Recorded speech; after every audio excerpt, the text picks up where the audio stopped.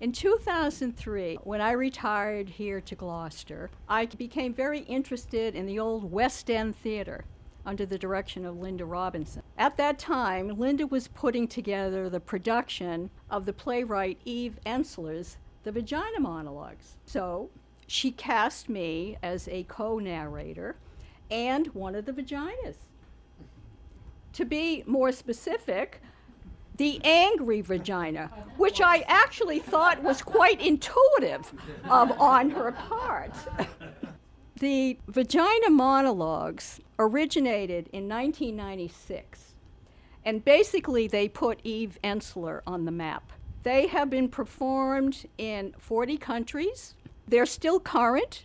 They have inspired a phenomenon called V-Day movement, which has raised $70 million towards anti-violence programs. Now, I learned a lot about the vagina in that experience, and coupled with a clinical rotation in OB/GYN when I was in nursing college in the early 60s, that followed by the publication Our Bodies, Ourselves, put out by the Boston Feminist Coalition. I figured I had a pretty firm grasp on what I needed to know about the vagina until Dr. Ammon Hillman arrived on the scene.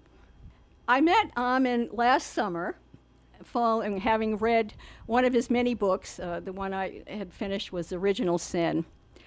Ammon has married several disciplines, including classical mythology, Greek, Latin, chemistry, pharmacology, bacteriology, and his research has inspired documentaries that are shown on the History Channel, and the London Times referenced Ammon's work as the last wild happening in the classics. In this time of the Me Too movement, which essentially, my position is that paints women as victims. I suggest that Ammon would do a collaboration with Eve Ensler and take the monologues to a new level, bringing the vagina back to the classics. I'm happy to introduce friend, a veritable scholar, Ammon Hillman. Thank you so much. Thank you so much. Thank you. I hope to be able to live up to the standard that you've set down. I wanted to just start by saying I don't want to waste anybody's time. I wanted to thank, and I did thank Mr. Farini outside for rearranging his schedule so that he could be here. It's very important to me.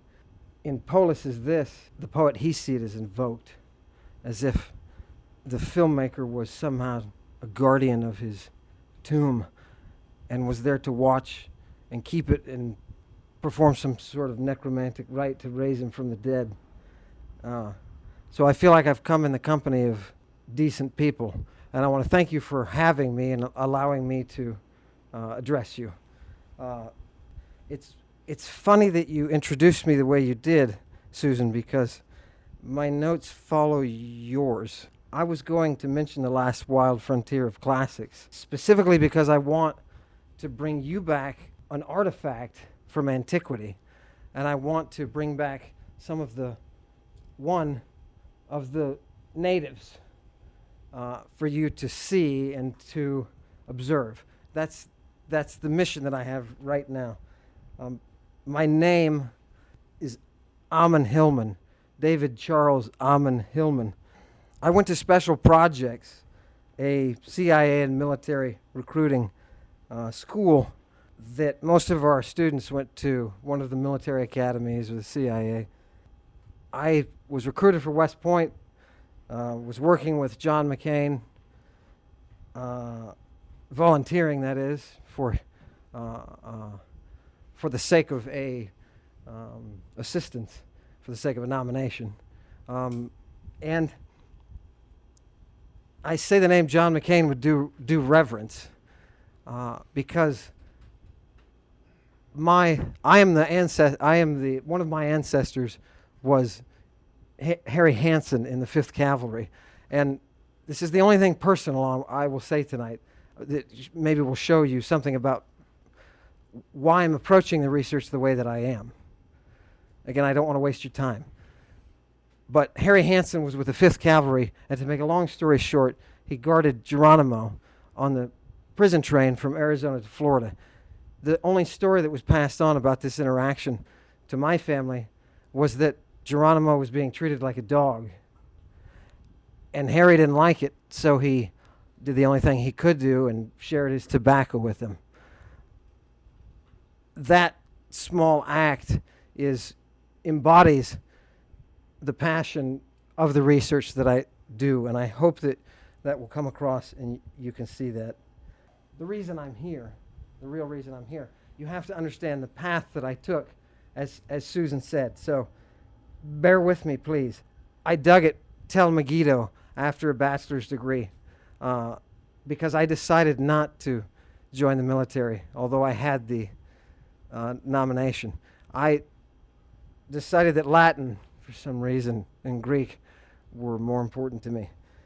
Fortunately, after digging at Tel Megiddo with the Chicago team, we were able to unearth a Canaanite floor, which was probably the most spectacular and awe-inspiring moment of my career. And the reason it's so awe-inspiring is not because it was an old object, but because it was a circular performance space for priestesses who wielded power and formed the basis of Western thought. I lived in the Jezreel Valley at the palace of Jezebel and Ahab, and in the morning I would watch the sunrise over the vineyard of Naboth, a man who came to an awful end. After the time that I spent in Megiddo, I decided that my Latin and my Greek were growing strong and I could access the text, but what I really needed to do was to look at the science, because the science called me like a muse because of its structure and organization and pure mathematics. So I joined an animal sciences lab, and I taught and worked in a neuroendocrinology research project where we were trying to isolate and identify AGD, anti-gonadotropic decapeptide. The applications of this were, it may have helped to stop, if we could isolate it, find where it was and what cascade of was happening between the hypothalamus and the pituitary, what chemical cascades, neurochemical cascades were happening, we might be able to stop premature puberty. My job was to assist in hypophyseal portal cannulation, process whereby you drill into a brain, into the third ventricle, which is the well of the brain. It literally is a well that holds the fluid that bathes everything that causes us to think. We would add chemicals to it and then see what those chemicals did. I would collect the brains and slice them, microtome, use osmium tetroxide, one of the most toxic substances known to man, to stain those cells. I had to take an entire class just to be certified to use the osmium. At this time, Dr. Frank Romer from the classics department approached me and said, "How's the brain cutting going?" I said, "It's going well." He's a classicist. And he said, "Look, Mr. Hillman, I know that you set yourself a foundation in classics and now you're over here in the sciences. There's a bridge between the two, and it's ancient medicine." He explained to me that we have hundreds and hundreds of pages of untranslated texts in both Greek and Latin. To me, that sounds incredible. And I asked him, why are these untranslated? Well, because it's technical and it's difficult to understand. You may have a window into that area. So to make a long story short, I followed that path, and I went to the University of Wisconsin with Dr. John Scarborough, who was himself a medically trained professor. And what I found was a world, and that's why I say frontier, that I had never seen, and a world that I hadn't seen published in secondary form. There were no secondary texts that talked about this world, this frontier that I was seeing. So when I presented it at conferences, that's why the Times said that, because they were present and realized that the frontier was being exposed. I'm very happy to do it. But in the process, I wrote my dissertation on Roman pharmacy and was told that I wouldn't be passed if I did not remove, it was an entire dissertation on Roman pharmacy in general, and I was told to remove the chapter on recreational drugs and any references to recreational drugs throughout the text in order to get my degree. After having read all this material, I was flabbergasted, so I went ahead and redacted the text, published it with, took the material and then published it with St. Martin's in the book The Chemical Muse. Of course, this got me a black eye, and I was, it was in the press, and the university didn't come out looking positively, but the reaction was for me to be somewhat blacklisted. The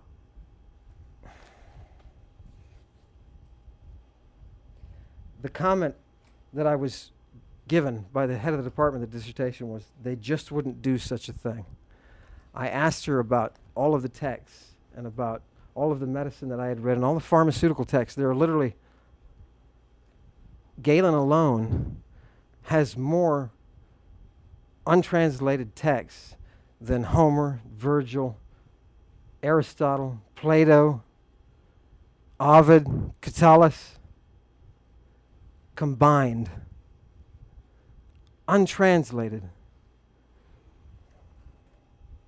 So I asked myself, if they just wouldn't do such a thing, what are these things that they wouldn't do?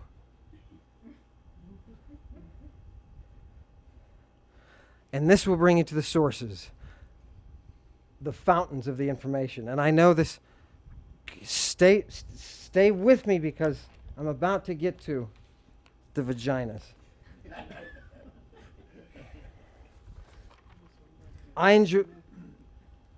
enjoy reading and researching the sources that aren't typically acceptable sources due to the content. Because once I was told you can't publish an idea because they just wouldn't do that, I took it up as my quest to publish about those things in order to force people to look at them, in order to create a picture of the ancient world that didn't have a lens between us and it, to see it through their eyes. And the only way to do that is to take you back to the actual people themselves. And so that's what I'd like to attempt to do, and I'd like to start that with an artifact. I'd like to introduce you to an artifact from antiquity. It's called the Alabastron, and it is a medical applicator that is shaped like a penis and was used by priestesses to apply compound drug prescriptions that they had researched in the course of women's health. These priestesses developed a system of pharmacology that I describe as polyvalent. The idea is you take a drug or a group of drugs derived from plants or animal sources, and you mix these drugs inside a human body. The human body then processes the drugs, and you derive a secondary set of drugs which can then be administered to patients or initiates. There's no... Let me step back and remind you that there is no clear distinction in antiquity between medicine and religion and science, what we call science. There is no distinction. Medicine, religion, cult performance, pharmacology, these are all a single entity in the ancient world. And the Alabastron, or as Sir Richard Burton called it, the leathern prick that was anointed with medicines and then applied in order to not only elicit and improve health, but also to create enlightenment. Now, there's one problem. There's only one type of body that can take this process, that has the capacity to do this, to transform. Oh, the other one has some capacities, and I found it in the physicians. But the female body is very peculiar to the ancients. Again, I'm trying to talk to you as if I could summon their ghosts. They were also necromancers and got a bad rap and ended up, many of them, getting flayed or killed. If I can step back and say one comment off script, you women in the group, if I can isolate you for a moment just to address you, you don't know what you're sitting on. From the things that I've seen a genius woman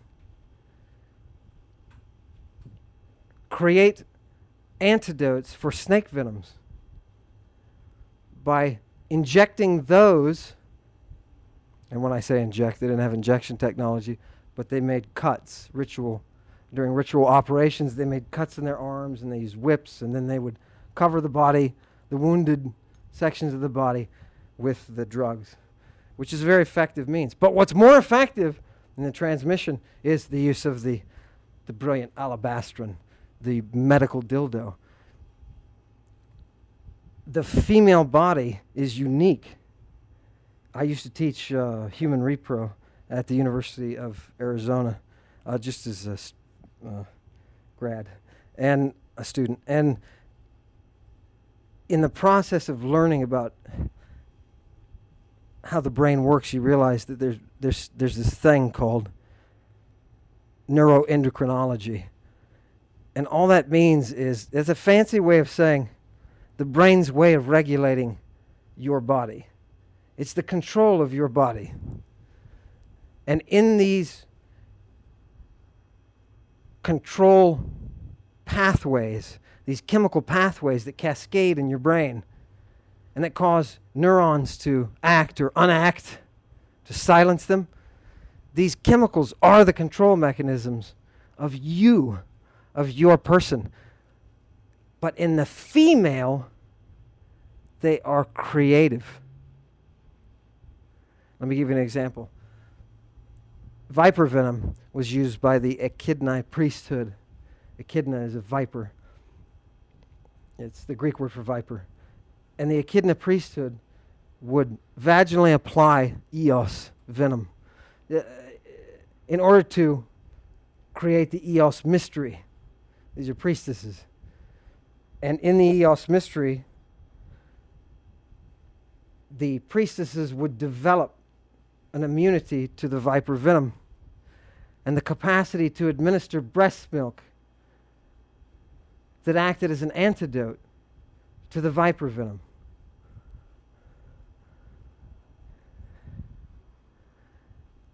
As a biochemist, that is sheer genius.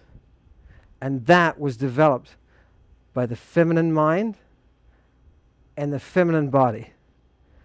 That's what's being hidden from you, not intentionally, perhaps out of ignorance and willful ignorance.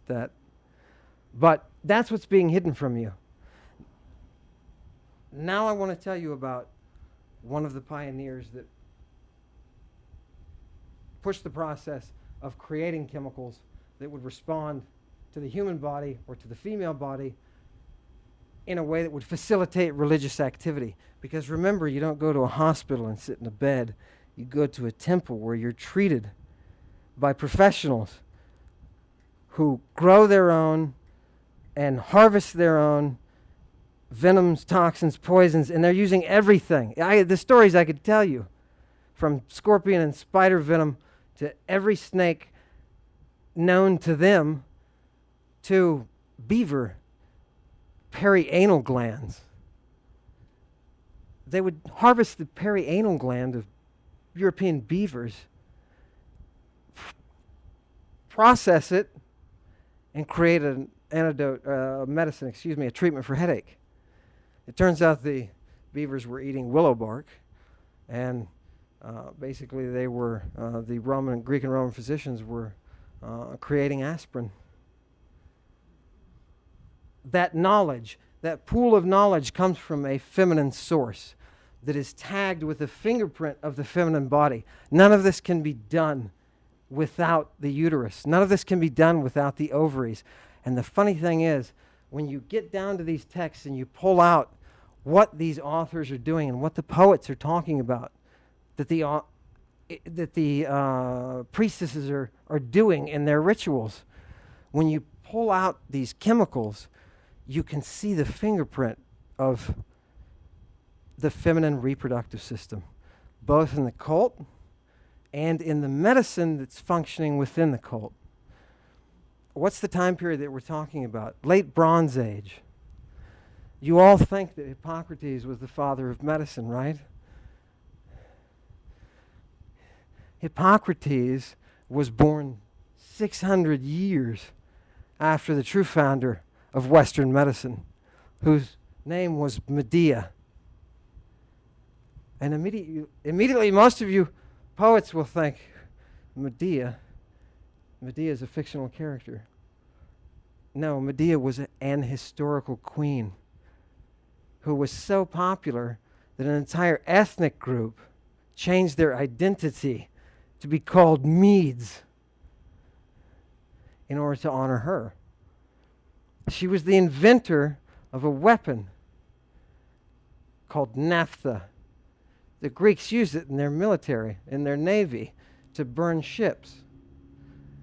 She used it in medicine to perform what they called breathing the fire, which apparently nobody could do but her,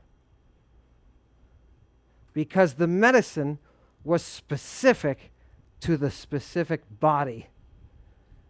Not anybody can do this. It requires a unique individual.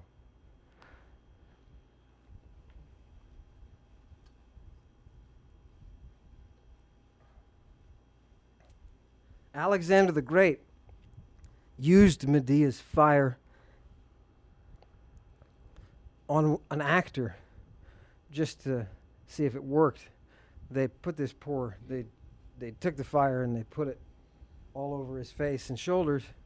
And unfortunately, he got too close to a flame and he was burned very badly. You don't have to, because it produces its own fumes, you don't have to have the flame directly on the medicine. You just have to have it near it. And the process of bringing the flame is called calling down the flame from Uranos, from heaven, which is a terrible translation, but from the vault. And you may have heard this expression in a slightly different way if you've looked at what we call the Old Testament, because another famous woman, Jezebel, was involved in a contest with the prophets of Jehovah. Jehovah's prophets managed to call down the fire, and Jezebel's prophets were all murdered. What we think is miraculous, what we have historically, is genius. what else did Medea do? And why should she be given the ability to rise here?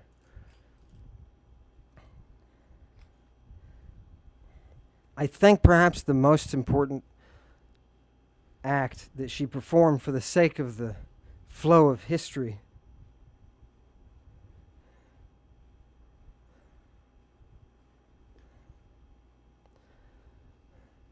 was to create a form of religion in which the woman's voice was put side by side with the woman's body.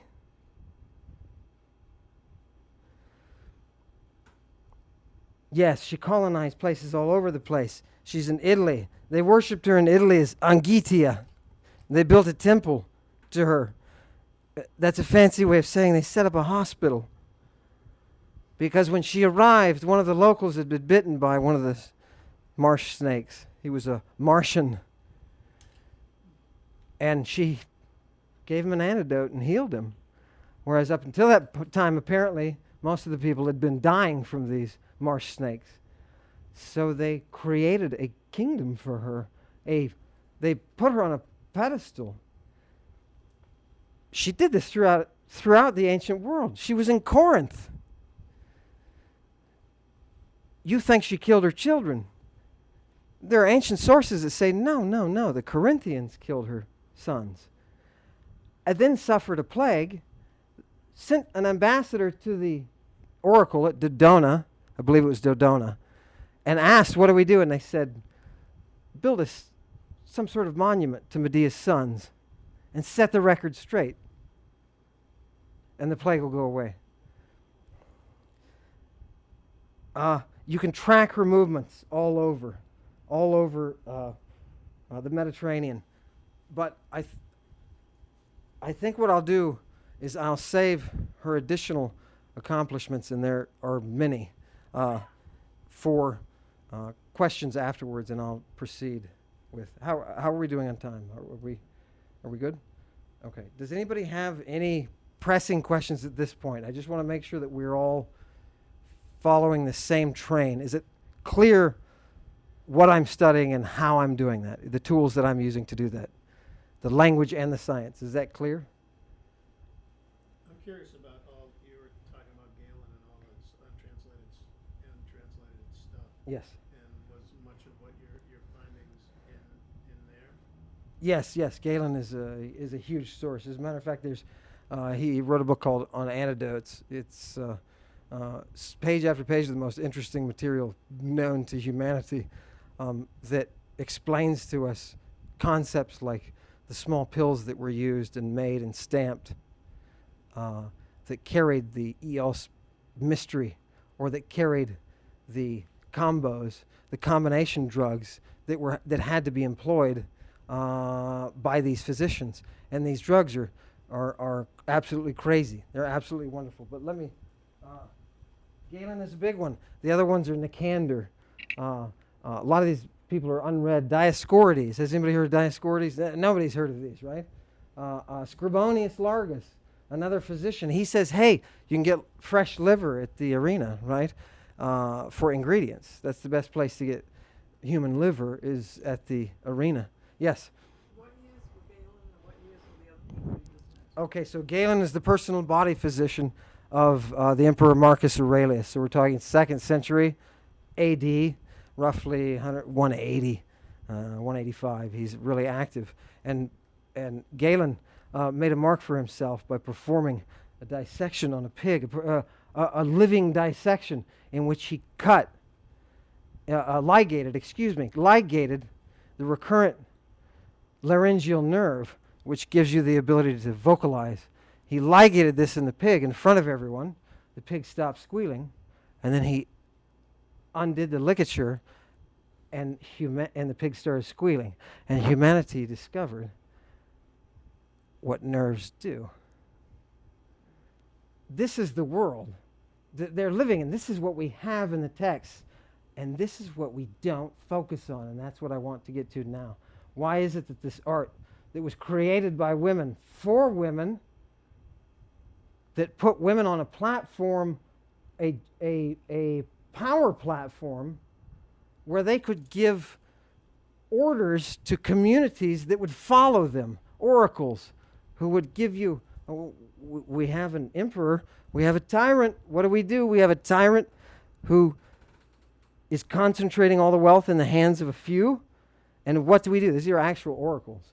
What do we do? And the oracular response is much more poetically, he's got to die.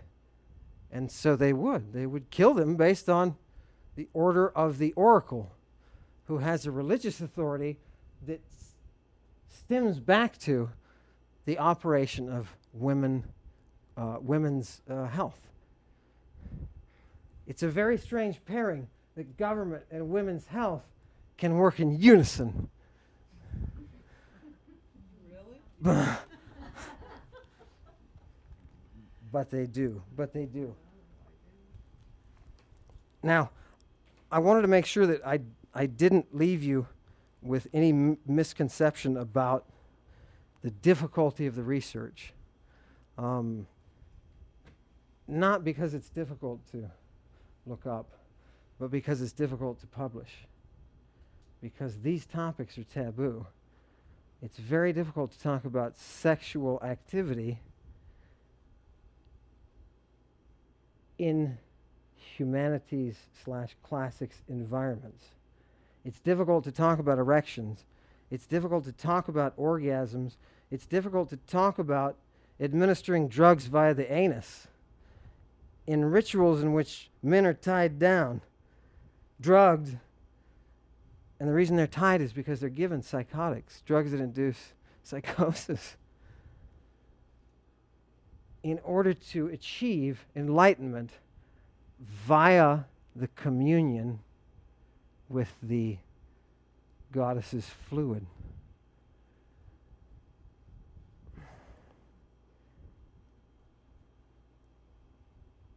In order to get to this place, you have to have some advanced chemistry. The women of antiquity were not oppressed. They were not shut out of society. They were the builders of society.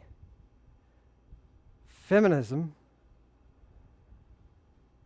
should have recognized that the problem is not women who are held down,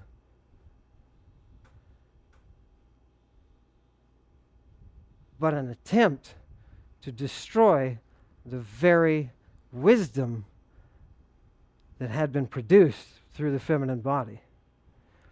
And that's where we get to the mystery. I promised Richard and Carl that I would not scare you tonight.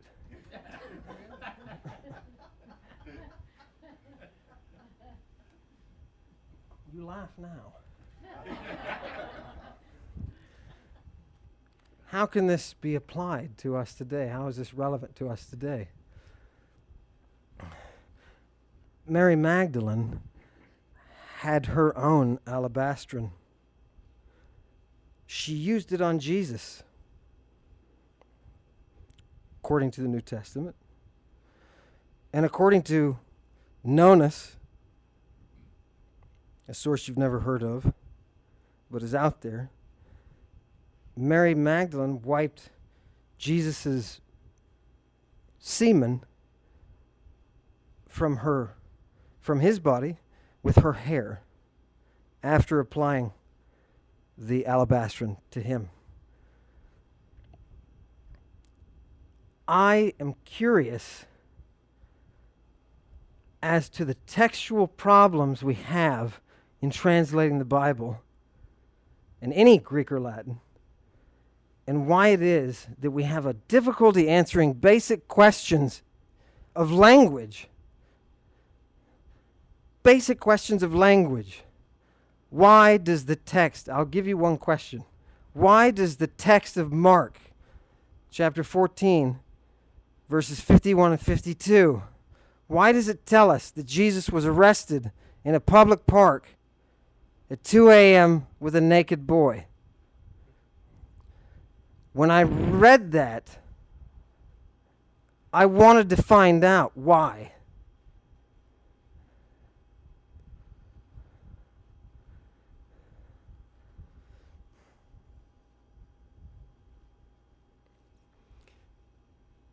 I'm going to say that one more time.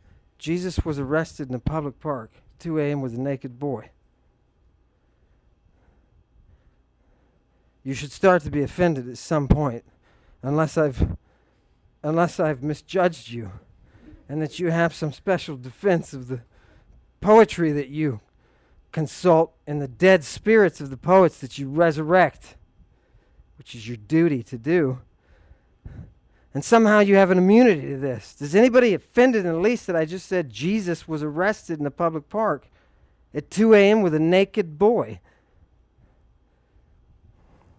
Don't answer that. It's a tough group.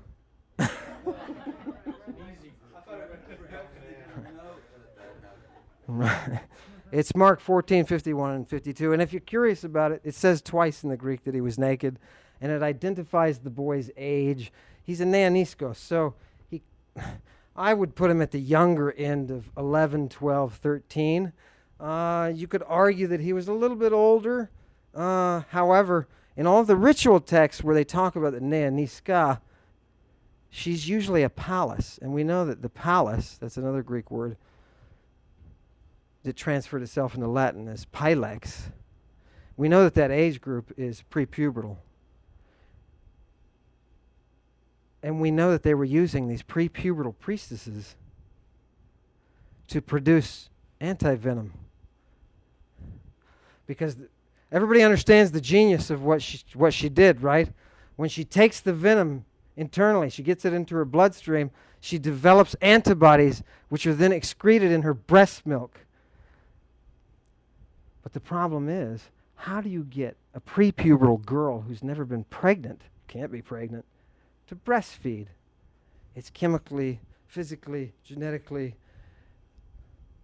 well, it's not impossible. No, it actually turns out it's not. How did they do it?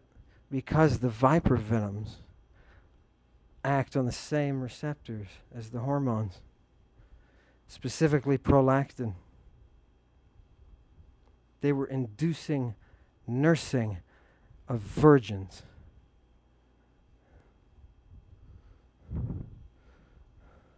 That's genius. So what does that have to do with this? I'm going to open this in 1 second. For the final scare, this is the final scare of the evening. But what does that have to do with the Bible? And what does it have to do with the New Testament? And what does it have to do with Jesus arrested in a public park? And what does it have to do with the Christians of the late 1st, 2nd, and 3rd centuries who were being prosecuted by Roman officials for rounding up orphan boys and performing rituals in which they stripped them naked, oiled them up, offered them the temptation of Lucifer, to which the boys would scream out, "No! Away!" and then had to be counseled following the process, because it was very difficult on them emotionally, by the priests. We have this in the text. They talk about this. These sexual practices are not separable from the cult, from the mystery cults. And Christianity is a mystery cult. The first person who tried to stop this was Paul the Apostle, who said, "Stop taking the poisons." Rebaptizing people who had been baptized by John the Baptist himself.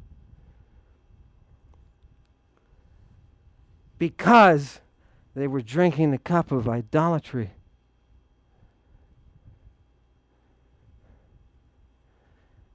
Was Jesus right when he said you'll be able to drink the venoms and not suffer ill? What was in the cup that was offered to him? Why does Dracontius tell us in Latin, Nonus in Greek, in the paraphrase of the Gospel of John, tells us that the cup contained an antidote to the dipsas. That's a viper. That's a name for a viper that lives in North Africa. specifically in Libya. The priestesses there, I'm not joking, it sounds crazy. The priestesses in Cyrene used the venom in their Eos mystery rites and sold it in the Roman marketplace. They actually shipped it to Rome, and you could buy it in Rome. Lucan tells us that. You can buy the stuff in Rome. Paul is trying to stop it.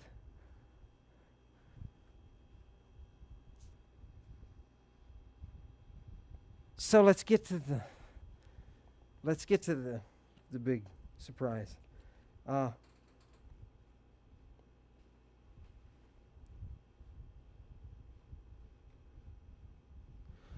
The book of the Apocalypse by St. John is a book about a war between the forces of God and his Lamb and the forces of Lady Mystery.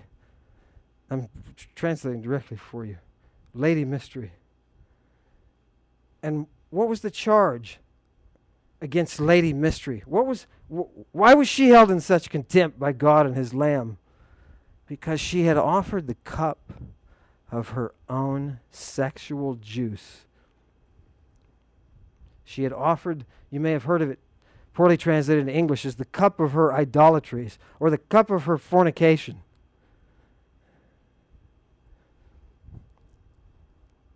Lady Mystery is brought forth by the beast. Remember, she's carried by the beast. The Greek word there is thedion. It happens to be the very same word that the physicians used to describe their beast, the beast that brings the vision of the Lady of Mystery. They called this the theriac, a drug specifically meant to convey mystery, to convey enlightenment. And the beast, the drug, would carry Lady Mystery against the forces of God and his Lamb and would be beaten because they would be thrown into the lake of fire along with the dragon. By the way, just to release some drama, the dragons and the wolves are groups of priests who protect oracles. The Romans used priestesses called the lupi. It's also the word for prostitute. The wolf that feeds, that breastfeeds the prince. Did you see they recognized it? They knew the power lay behind her. It lay behind her milk, her nourishment. They've wove it into their myth. And what's the pill that I should have given you at the beginning of the talk that I didn't? It's the words of John Liddis. All you need to know is he was a Roman writing in Greek, and he wrote about the Etruscan religion that preceded the Roman religion. And he said, the Etruscan priestesses, the Wates, who practiced their art on the Vatican Hill, worshiping Vaticanus 1,000 years before Christianity, that these priestesses said, we must convey to you trans-dimensional ideas that can only exist in metaphor and allegory. That's what myth is. The priestesses says, don't get confused. The stories are not stories. They are ritual. They are formulae. They are the mystery.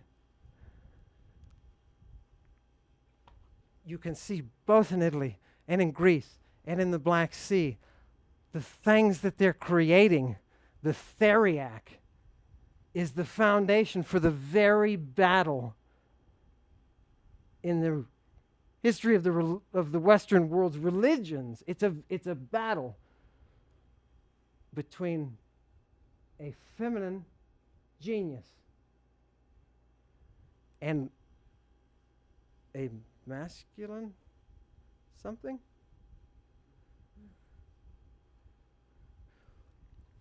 John the Baptist I mentioned before, and I'll wrap up. We'll get to questions. John the Baptist was known to dress in his girdle. If you read the pagan sources, they're very clear that the Baptists were big on dressing in women's clothing, carrying penis-shaped cups that were made of glass. They called it the vitreo priapeo. That was an ablative case, by the way. I should have put it in the nominative. That was for you. They would carry the glass penis. They would wear women's clothing, and they would take the boys, and not just any clothing. They wore the clothing that was sexual, the girdle. They wore the thing that was supposed to attract the attention to the pudenda, the girdle of Aphrodite. John is wearing it, and he's taking boys out into the wilderness. And I said, it didn't even enter my mind. I didn't even enter my mind that this would have a reason or a purpose, that he would initiate them in the wilderness, baptize them, and that this would have some purpose. It seemed like just... But they discovered there's one more source of antidote for the venoms that they were using. And it only comes, in the text at least, it only comes from a prepubertal boy through his semen. And I'm sure it has something to do with the hormones. I'm sure it has something to do with the fact that his testosterone level is down here, and that he's more feminine, perhaps.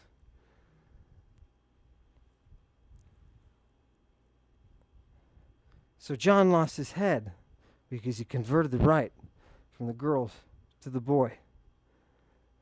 Why was Jesus arrested in a public park at 2 a.m. with a naked boy? Because he was performing the mystery of the kingdom of heaven. Thank you for having me, and I'll give you questions. I'll open it up for questions. Thank you.